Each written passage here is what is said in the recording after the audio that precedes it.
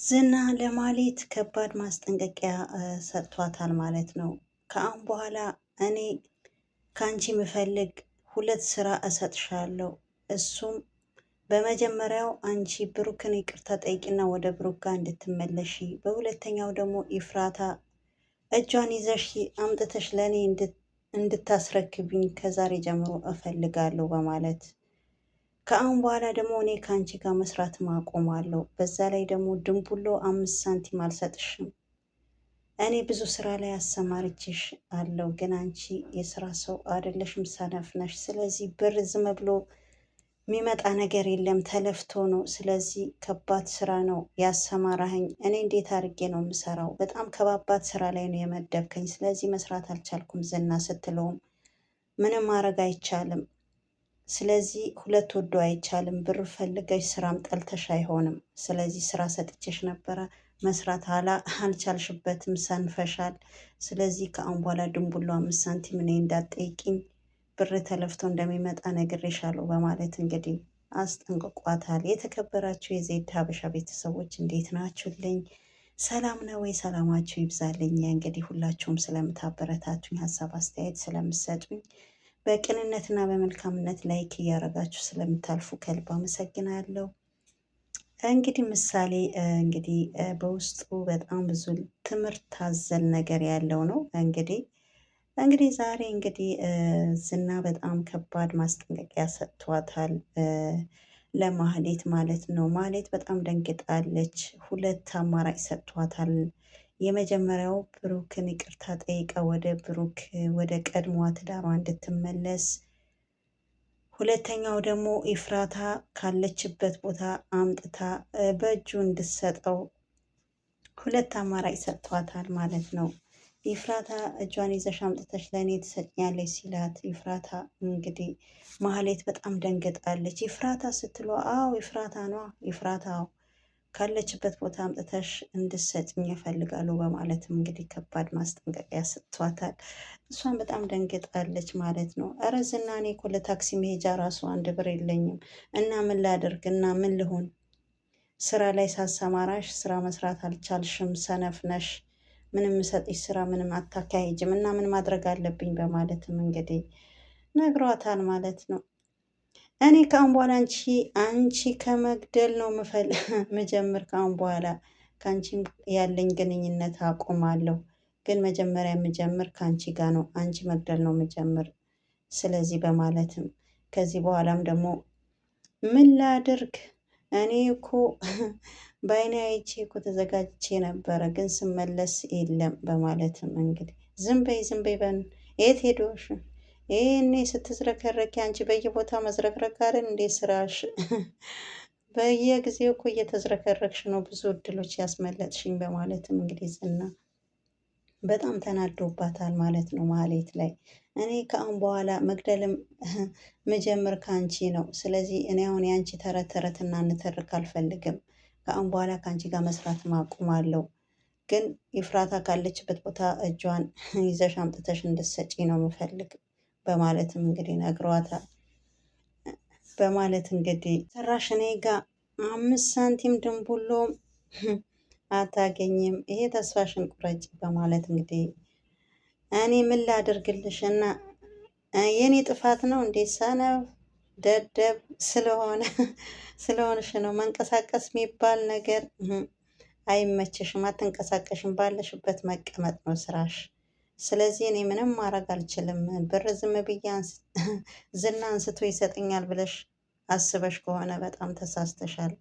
እንዳታስቢው እንደዚህ አይነት ነገር በማለት እኔ ብር የምሰጠው ሰው በጣም ቆራጥና ጀግና ሆኖ ቀልጣፋ ሆኖ የሚሰራ ሰው እንጂ እንዳንቺ በየቦታው ተጎዝጉዞ የሚቀመጥ ሰው እኔ ብር አልሰጥም በማለት አንቺ መቼ የስራ ሰው ነሽ? ሲጀመር መቀመጥ ነው የምትወጂ። በዛ ላይ ስትንከረፈፊ ብዙ እድሎች አስመልጠሽኛል። ከአሁን በኋላ እኔ ከአንቺ ጋር መስራት ማቆሜ ነው።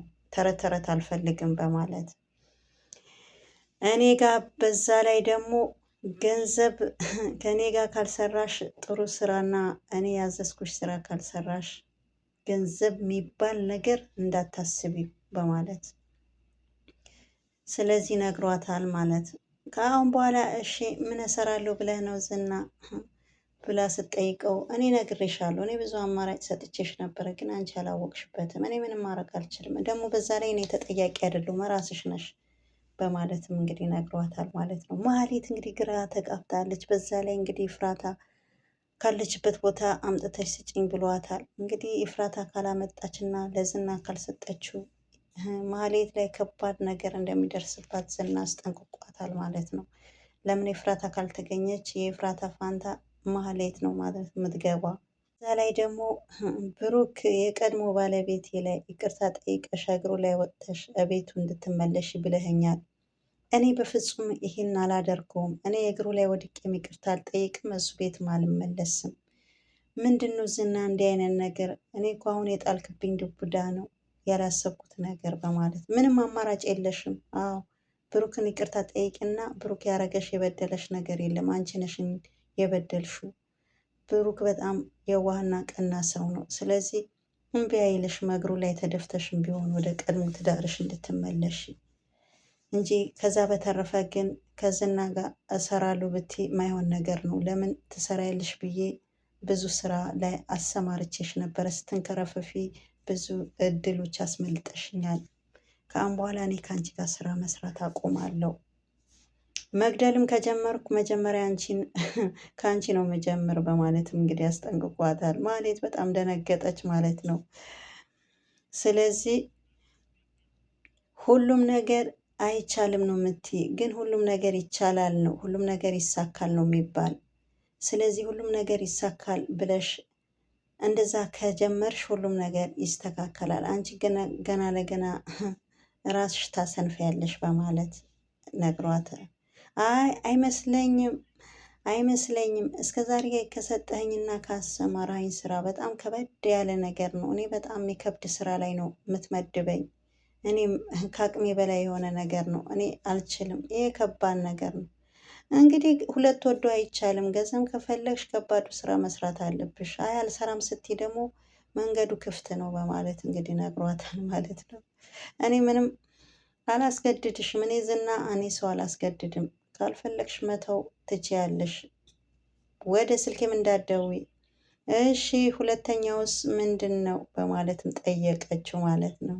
ሁለተኛው ምን መሰለሽ? ስለዚህ ኤፍራታን ከተደበቀችበት እኔ ጋር አታለሽ እንድታመጫት እፈልጋለሁ በማለትም እንግዲህ መሀሌት በቆመችበት ድንጋጤ ዋጣት ማለት ነው። እንዴት ነው አሁን ኤፍራታ አሳልፋ ለዝና የምትሰጠው? እንዴትስ ነው የምታደርግ? በጣም ግራ ተጋብታ ትገኛለች ማለት ነው። እንግዲህ መጀመሪያውም እንግዲህ ከኤፍራታ ጋር እንግዲህ ብዙ ነገር ተደራርሰዋል ማለት ነው።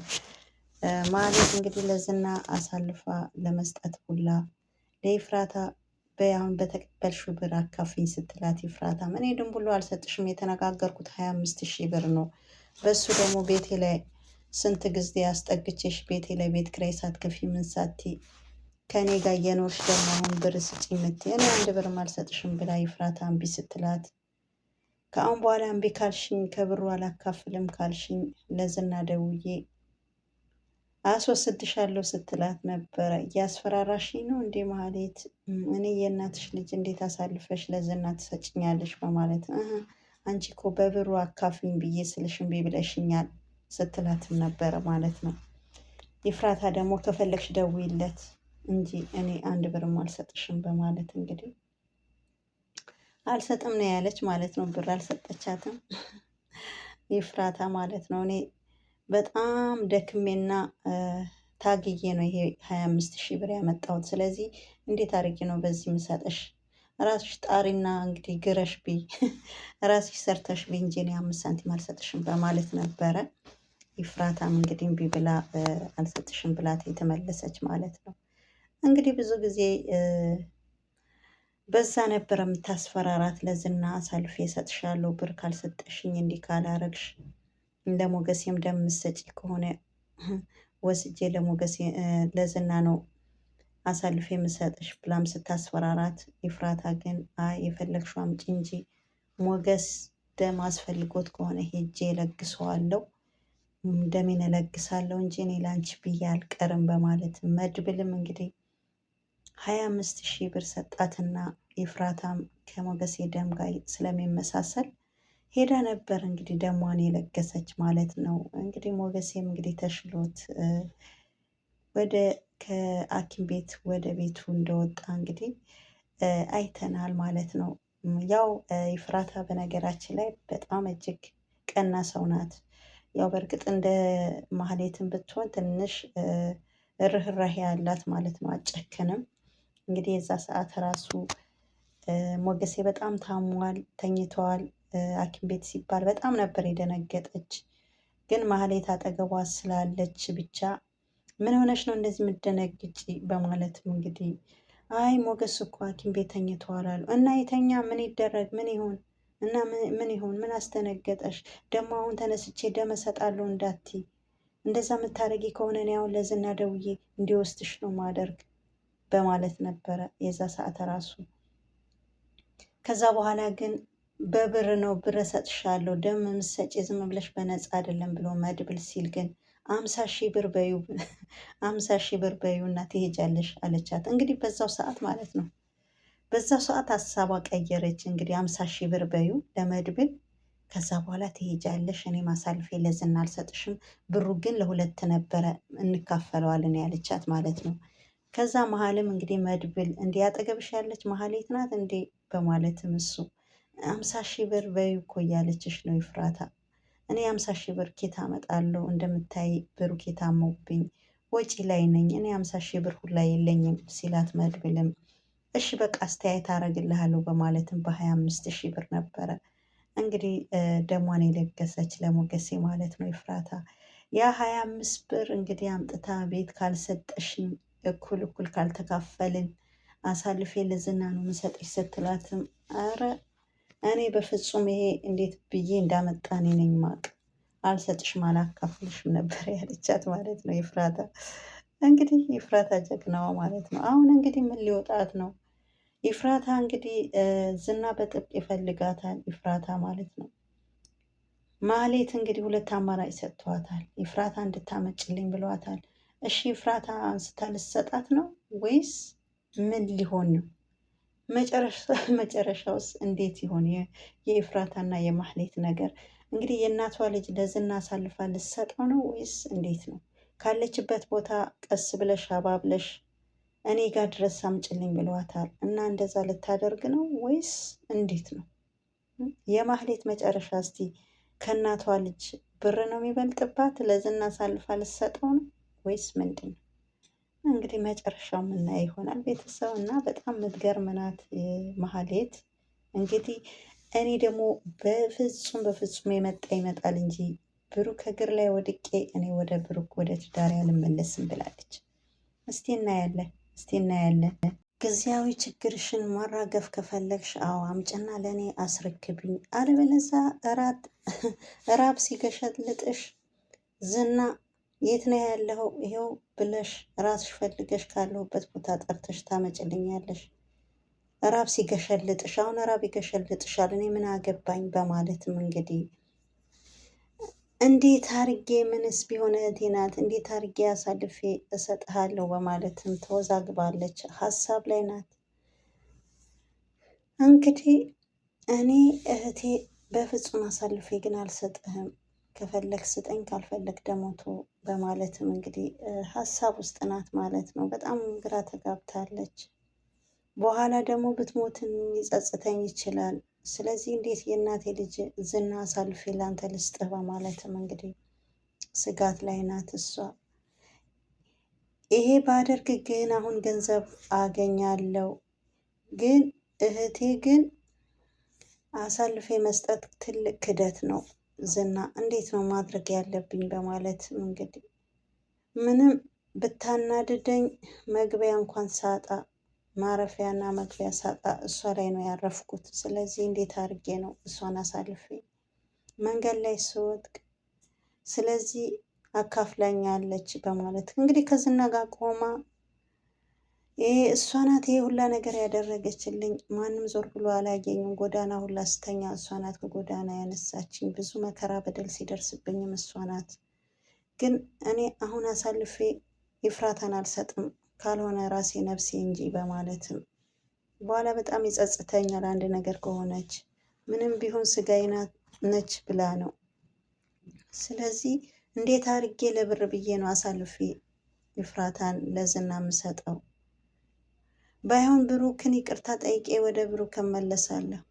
ምን አባሽ እያሰብሽ ነው አላት። እንግዲህ ከዝና ጋር እንግዲህ ቆማ ማለት ነው እንግዲህ በጣም እንግዲህ ተመስጣ ነበረ፣ ሀሳብ ውስጥ ጭልጥ ያለች ማለት ነው ማህሌት።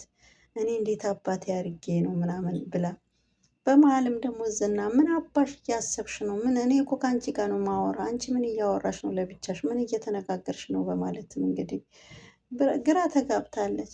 እሺ ዝና ጨንቆኝ ነው በማለት ለምንድን ነው የጨነቀሽ? እንዴት አድርጌ ነው ብሩክን ይቅርታ መጠይቀው ብዬ ነው፣ እሱ ላይ ነው ሀሳቤ።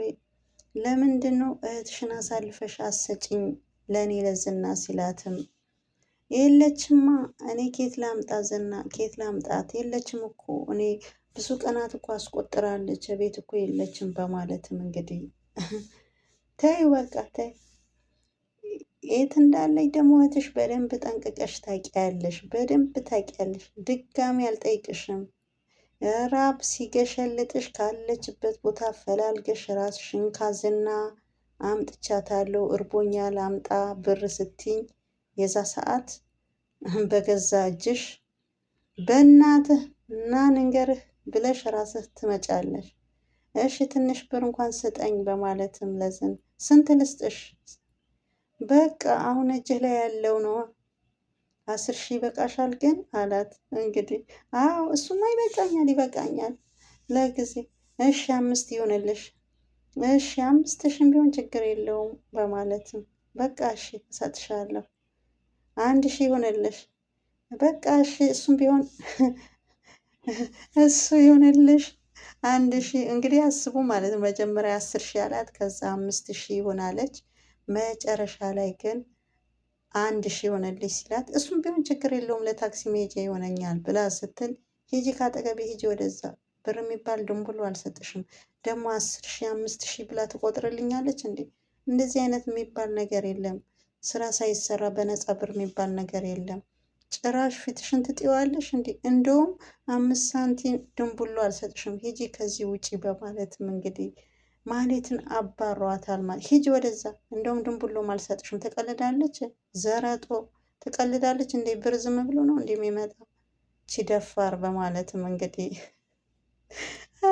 ኤፍራታም እንግዲህ እጀግሯ ይዛ እንግዲህ ደንግጣ ማለት ነው ጥላው ሄዳለች ማለት ነው። እንግዲህ በጣም እንግዲህ ከባድ ነገር ላይ ገብታለች። እንግዲህ የዝናና የማህሌትና የኤፍራታ መጨረሻ ምናይ ይሆናል። እንግዲህ ኤፍራታ አሳልፋ ትሰጣለች ወይስ እንዴት ነው? ማህሌት መጨረሻዋ ምናይ